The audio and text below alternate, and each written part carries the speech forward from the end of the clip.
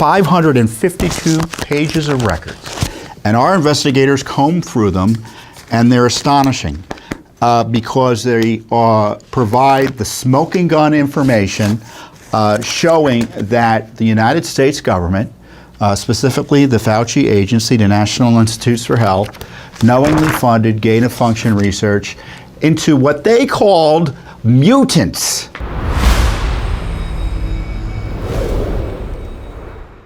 Every once in a while, we get documents under FOIA, the Freedom of Information Act, directly or through lawsuits trying to enforce FOIA, and you look at them and you think, oh, these are really important, and we've got to get them out quickly. Well, that just happened last week. We had gotten documents from the National Institutes of Health confirming, in my view, U.S. support for the very type of research in Wuhan that would have created COVID, if indeed it was leaked from a lab. And here are the documents. Let me get them for you. There's a lot. 552 pages of records. And our investigators combed through them, and they're astonishing because they provide the smoking gun information showing that the United States government, specifically the Fauci agency, the National Institutes for Health, knowingly funded gain-of-function research into what they called mutants, virus mutants that are better able to, quote, predict the capacity of coronaviruses to infect people. So it's proof positive, in addition to the other documents Judicial Watch has uncovered, that gain-of-function was a priority. It wasn't just incidental and accidental, but a priority for the Fauci gang, NIH, for years at the Wuhan Institute through the infamous EcoHealth organization. And I'm going to go through it here. This is a result of a FOIA, so we didn't have to sue, but you can bet we only got these documents because we did sue in other circumstances for similar documents. So they know what Judicial Watch is going to do. And even as it is, we asked for these documents in December of 2021, and they waited a year to give them to us. Well over a year.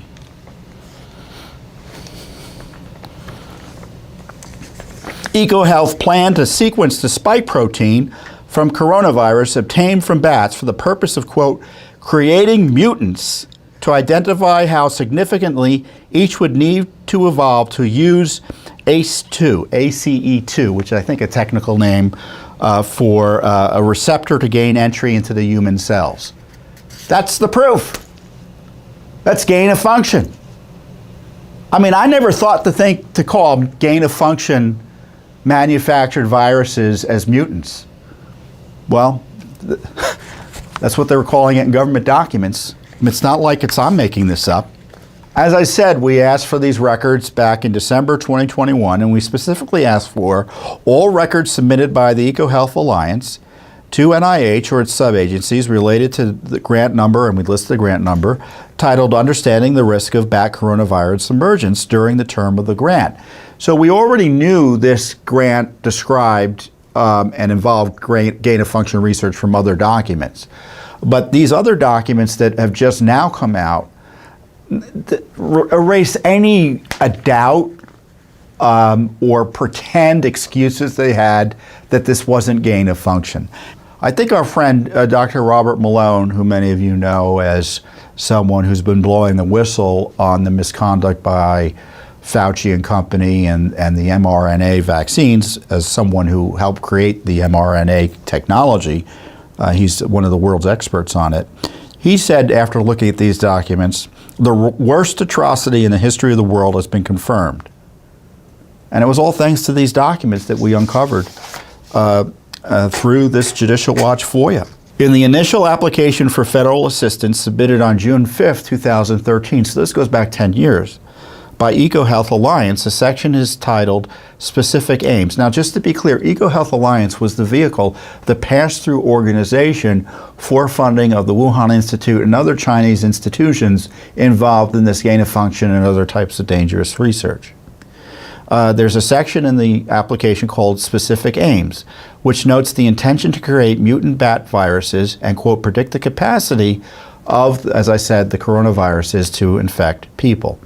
To understand the risk, and this is the quote, of zoonotic COVID, coronavirus, CoV is the language they use, coronavirus emergence, we propose to examine, 1, the transmission dynamics of bat coronaviruses across the human-wildlife interface, and 2, how this process is affected by coronavirus evolutionary potential and how it might force coronavirus evolution.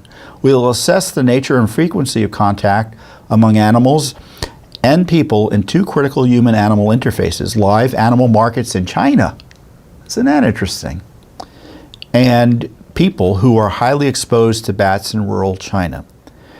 So is that why they were so quick to blame the wet market? They kind of already knew this was potentially an issue in terms of transmission, so they had a go-to excuse, right? That's how I read this. And this is the key part of this document.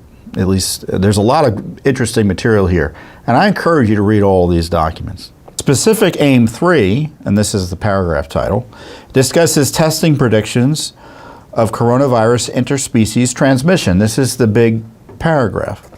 We will test our models of host range, i.e. emergence potential, experimentally using reverse genetics, pseudovirus and receptor binding assays, and virus infection experiments in cell culture and humanized mice.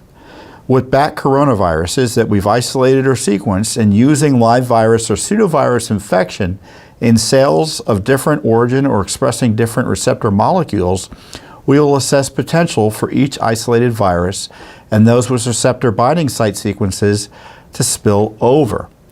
We will do this by sequencing the spike or other receptor binding fusion protein genes from all of our bat coronaviruses, creating mutants to identify how significantly each would need to evolve to use ACE2, CD26, DPP4, which is also a MERS coronavirus receptor, or other potential coronavirus receptors.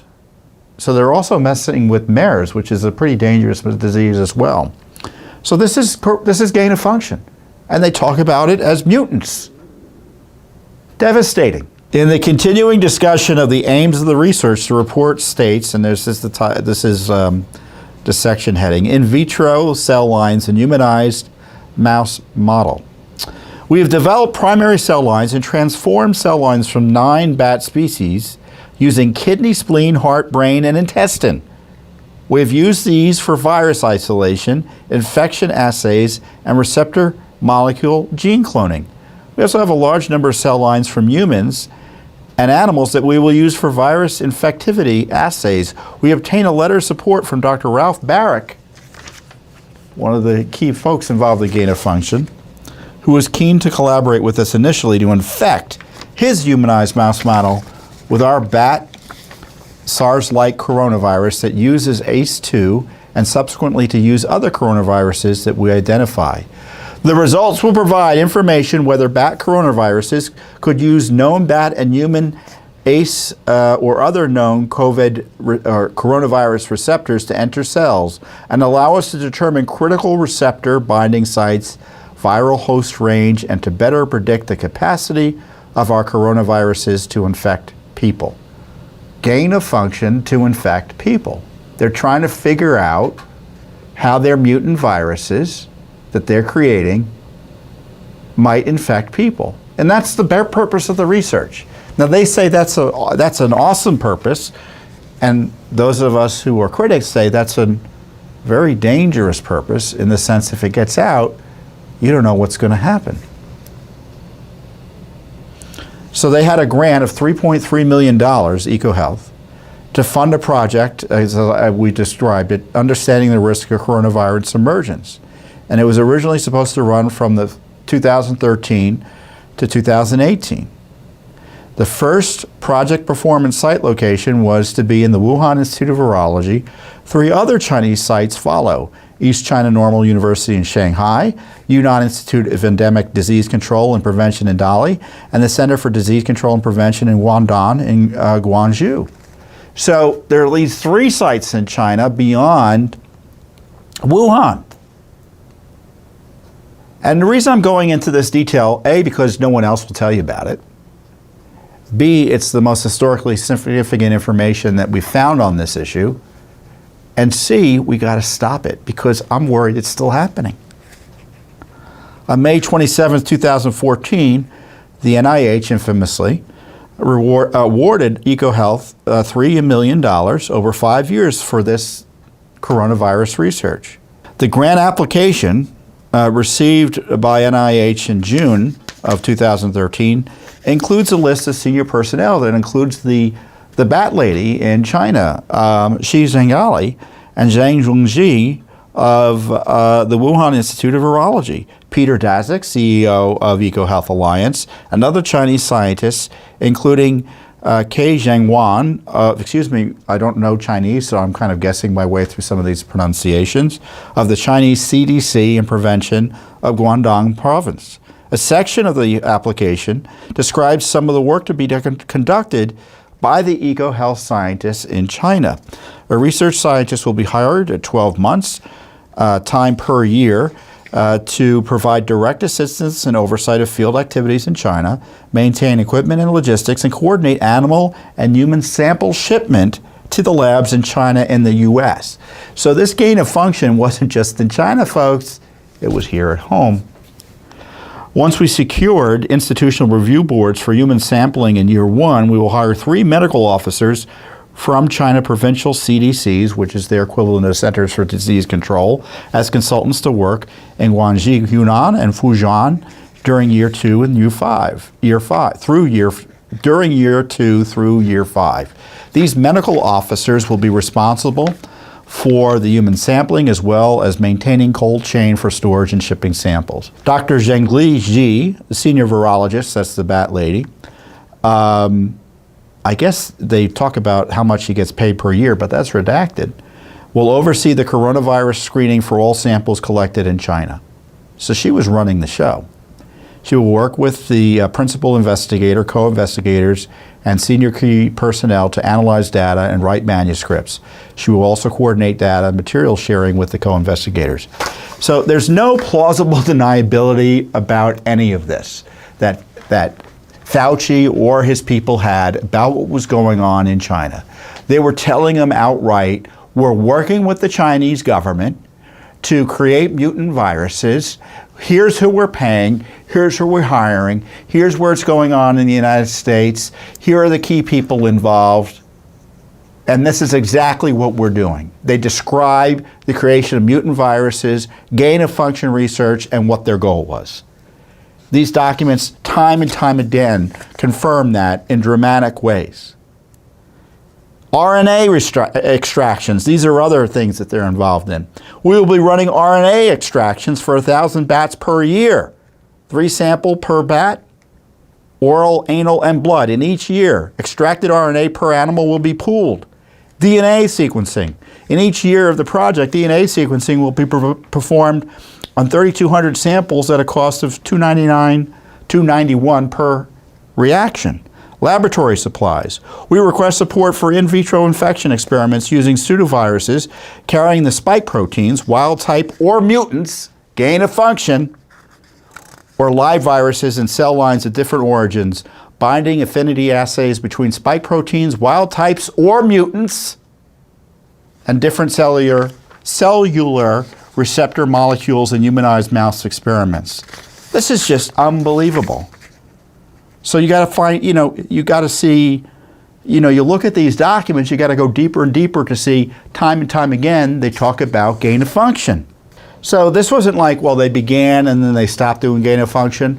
They were reporting the gain of function type research. And Judicial Watch previously has uncovered that they were nervous about the gain of function research in 2016, which times up with this report in year 3. The annual report submitted for year 3 of the grant project from the period June of 2017 to May of 2018 notes in year 3, so they're describing a gain of function. We successfully isolated RS4874 from the single bat fecal sample. Using the reverse genetic system we previously developed, we constructed 2 chimeric viruses with the W1V1 backbone replaced with the S spike protein gene of RS7327 and RS4231 respectively. So this is, I could read it in detail that neither you or I will understand. This is gain of function. And then there's this other document, this is I guess related to the year 4 report. They confirm experimentation done in a whole organism, infection of SARS coronavirus with variants of spike protein. The report includes information about the construction of viruses of varying pathogenicity and testing them on humanized mice. Don't get me started about the Frankenstein humanized mice they're using. I mean, that's a whole other ball of wax. Using the reverse genetic methods we previously developed, infectious clones with the W1V1, the SARS-like coronavirus backbone and spike protein, were constructed, and recombinant viruses were successfully rescued. In year 4, we performed preliminary in vivo infection on transgenic mice that express this ACE2 receptor. Mice were infected with the recombinant virus and the 3 chimeric viruses with different spikes. This is just confirmation they're doing the gain of function. So I could read all 552 pages, but I won't. But you can see I've given you proof positive information as confirmed by NIH, NIAID, etc., that they were funding mutant viruses, the creation of mutant viruses, the very definition of gain of function research. And what was the result? I think it was COVID-19. Now, do I know that for a fact? Of course I don't. But it stands to reason, don't you agree? Let's be straightforward on this. A review of these and other documents suggests that the U.S. funding for China and elsewhere for mutant virus gain of function research may have been responsible for the emergence of the COVID pandemic in Wuhan. This gain of function scandal should be the subject of criminal investigations. Because I tell you, if you're lying to Congress about your involvement in gain of function, as it looks like Fauci was doing, if you're pretending that you're not funding gain of function, and you are, and money is being spent when it's not supposed to be on gain of function under your own rules, that's fraud. It's potential perjury and who knows what else, given if this indeed happened, millions of people died. Because it certainly helps explain why the Fauci gang didn't want the lab leak theory out there. Because if it was a lab leak and the virus that was leaked out was human engineered, it was only engineered thanks to US taxpayer money and direct funding of that research. So whenever they were nervous about the lab leak, in my view, they were nervous because if the lab leak happened, as has been suggested, they were responsible for COVID. Fauci and company, EcoHealth Alliance. They were engaged in this research to create mutant viruses, and how can you not presume a mutant virus was COVID-19, ultimately? So fact check that. We've got the documents. And they're still trying to sell us, oh, it came from a wet market. And, you know, well, read this and you figure out whether you're persuaded one way or the other. So I said, it's still an open question. Because our partners in China were disappearing people, threatening people, withholding data. So we don't have all the information that we can use to ultimately figure it out, at least at this time. Of course, that's also evidence that it was a lab leak, because if it was perfectly innocent, they'd be providing the information, right? And of course, they were suppressing it here in the United States as well, which is also credible information or evidence that it was a lab leak because of the cover-up. That's the inference you can draw. And we funded it. We funded this mess. And I tell you, I know it. Based on other documents we've reviewed, Judicial Watch is second to none in exposing what's going on with COVID and the vaccines, etc.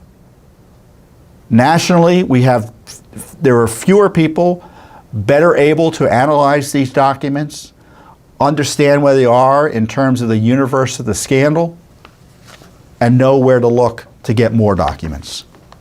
We are the go-to group when it comes to figuring out the truth about COVID, how it emerged, the abuses and government misconduct associated with the vaccines, and the other threats we face because of this type of gain-of-function research and other dangerous biological research that is going on under our noses with the approval of the government. Now, the only question is Congress going to are we going to stop funding gain-of-function research in the least? Is there going to be a criminal investigation? What's going to happen? And the fact that you probably won't hear about this anywhere but here tells you all you need to know about the complicity and the corruption and the dangerous bias of the big media. Because this is deadly work we're talking about here, right? Because if I'm right, people are dead. And there's enough here to think that to suggest that I am right. And if the media isn't interested in it, we're all at risk. If the government isn't interested in it and is actually still funding it, we're all at risk. Same goes for Congress, etc. So this is a deadly scandal. It's not just your everyday scandal of government corruption and abuse. This gets people killed in rather direct ways, potentially. So more is coming. We've got more documents I know we have to release, and more coming every day virtually at Judicial Watch. Thank God for Judicial Watch. That's all I can say. Thanks for watching. Don't forget to hit that subscribe button and like our video down below.